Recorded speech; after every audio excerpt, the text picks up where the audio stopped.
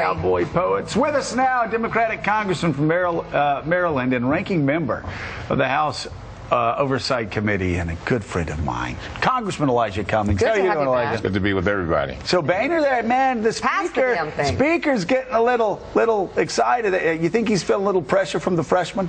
Oh, he's feeling a lot of pressure, and the Tea Partiers are battling hard. And you know what? I don't think, no matter what the president does, no matter what the Senate does, the Tea Partiers, I don't think, are going to be satisfied. They're in town today, right? And they're putting on a lot of pressure. So the House has passed a bill. The Senate has not passed anything yet. Do you expect the Senate to pass it? Have you heard from Democrats in the Senate that they're going to move anything soon? I understand they're trying to do something. You know, there's some reports that there's some negotiations about to go on or going on. Right. But it's hard to say. I just don't think that the Republicans are going far enough. In other words, you know, they're talking about now we've already had $10 billion worth of cuts. Now they're talking about another $23 billion, and basically the Republicans are not budging, as you well know. But now they're supposed to be doing some talking. And so the Speaker, I understand, is starting to talk to Democrats. Yes. So because he's going to need them. He's going to try to work a deal with the Blue Dog Democrats instead of, and he's going to have to say goodbye to a lot of his freshmen. No doubt about it. On this vote. Is that a dangerous thing for a speaker to do, whether it's Nancy Pelosi or whether it's John Boehner now doing it? I think it's a dangerous thing for Boehner, and I think it really, and we're just talking politically for him. I'm talking about just politically. Yeah. I think it splits his party, and let me tell you another thing it does. It empowers, in a strange way, the Tea Partiers. Then they get even more upset. And you got to remember, these Tea Partiers are worried about primaries, Joe. Right. They're worried about folks even more conservative than they are challenging them. Right. So they figure, you know, if he's got to go to Democrats, but I can tell you one, to get votes, so be it. But this is one vote they will not get. No. Andrea Mitchell, John Boehner has earned high marks. And I think a lot of Washington journalists have been surprised by how steady he has been. Do you suspect he's going to have to become more animated now to play to some of the more conservative elements of his caucus? But he still wants an agreement. John Boehner, it strikes me, is a legislator. And I say that, I think you'd agree. In a positive sense. Yeah. I agree. He wants to get something done. Isn't it weird? A lot of times we're surprised by people that get positions and let us down. This is John Boehner, and I know there are going to be a lot of bloggers. Oh, my, didn't you know he did this? But he has been, for the most part, a pleasant surprise for a lot of people about how responsible he's been and what a grown-up he's been. Congressman, would you agree with that? I would agree with that, and I think that the Tea Partiers and the more conservative freshmen are so far to the right that I think it makes Boehner feel a little uncomfortable. And there's been talk that maybe there's a split between Cantor and Boehner. Boehner leaning more to more of a moderate. First of all the Republicans, Joe, are to the right. We're talking moderate by some pretty conservative. It was Sanders. That's exactly right. You realize what trouble you're causing right now. Exactly. Well, why do you think he's doing it? Like Barack Obama. Like Barack Obama. Look at him laughing. Look at this. I saw him laughing. You know, I'm just calling it like I see it. And by the way, like Obama praising John Huntsman, right? Yeah, exactly. Congressman's deeply concerned about the discord in the Republican leadership. Yeah, I'm really worried about So it. Pat Buchanan, if you're scoring at home, Right.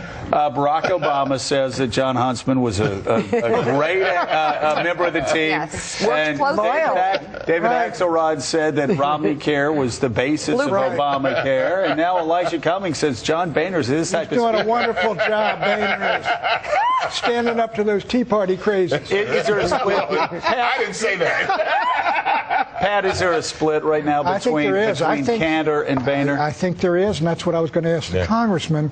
What does Cantor do when they cut? I think Boehner's doing the right thing, quite frankly. They got to get a deal, I think, before the end of the year. And the American people want compromise. I know. And I think, and you're going to get, if you get 22, 23 billion more, that's half of what the Republicans started out. They That's wanted right. 60. We don't control the Senate. still not even but I close do to the think issue. that Cantor is really saying to the Tea Party folks, I'm your guy, and I would have gone much harder. Right. But I think he's got a problem too, because where does he go on this vote? I think he's got to vote with the leadership. He's part of it, doesn't he? You know better than I do. Oh, there's no doubt about it. Cantor, to Andrea, we've seen it before. Cantor has got to go along with Boehner, no matter what Boehner does. For now. For now. And do enough for the Tea Party folks to let them know that he is their standard bearer down the road, the next leadership fight. If you're in leadership, and I saw John Boehner doing this time and time again, Elijah, he disagreed with Newt Gingrich on policy issues, but when the vote went up, if you're in leadership, or if you're a chairman of a big committee, you vote with the speaker, or you're out. Well, clearly the Republicans have been extremely disciplined with regard to issues that they really care about. But you got to keep in mind something. I do believe that Cantor will vote with Boehner, but and what he will say is, and what he's been saying to the Tea Party freshmen, he said, look, we've got 2 more shots at this. We've got the debt ceiling, and we've got the 2012 budget. And so he's figuring that even if they don't get everything they want right now, they're going to do it a little bit later on. So he has a plan. I believe Boehner has a plan, and that's what he's been telling them. And so they're kind of relying on that. Say, okay, well, we may have to hold our noses now, but he's still going to need Democratic votes, no matter what. Right. No matter what. All right, so let's talk about the housing market, which is something you've talked about before on this show. It's clearly, some are even saying we could face a double dip. It's not looking good. And you've been working, Congress has been working to try and deal with the foreclosure crisis, which is something we haven't talked about lately. Yeah. And it's still very much an underlying key issue to the problems that we face. No doubt about it. We had in Government Reform Committee yesterday, we had Neil Barofsky, the IG for SIGTARP, and he talked about the problems with the HAMP program. Now, the Republican Congress has now eliminated all the prevention programs. I mean, they haven't eliminated them completely because it hasn't gone to the Senate, but they voted to eliminate all the basically assist people in preventing foreclosure.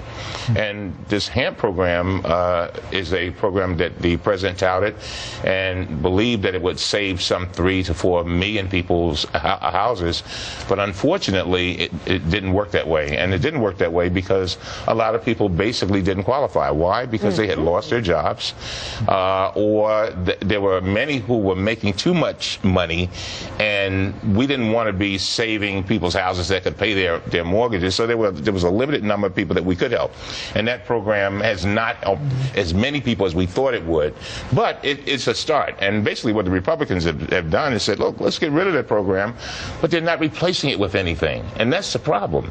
And so we've got to I think Geithner could do better, to be frank with you. I think he could do a lot better in making sure that we have programs to help people losing their houses. How bad? How has the situation improved at all over the past 12 to 18 months? Not really, because basically what you have, Joe, is you've got the servicers, the banks, and basically they're not cooperating. They're not pushing and allowing these modifications. And if you don't have the cooperation of the banks, you got a problem. And you've got to have a hammer over them, and there is no hammer.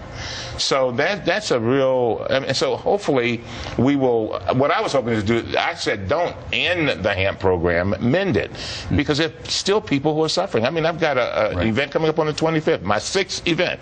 I promise you, we will have grown men coming into that room crying tears because they're getting ready to lose their houses. And usually we save about 75 to 80% of them. Wow. Because we put the banks together with the borrowers and make them work out a deal. Yeah. Huh? I hope you were able to keep that going. But Thank you very much for coming in, Congressman Elijah. Right, I think y'all got me in some trouble. You are in trouble. No, John Boehner's the one that doesn't appreciate. He's just enjoying that. Look at that. He loves it. He loves causing trouble for the speaker. All right, when we come back, the leading candidate to replace Warren Buffett resigns without warning.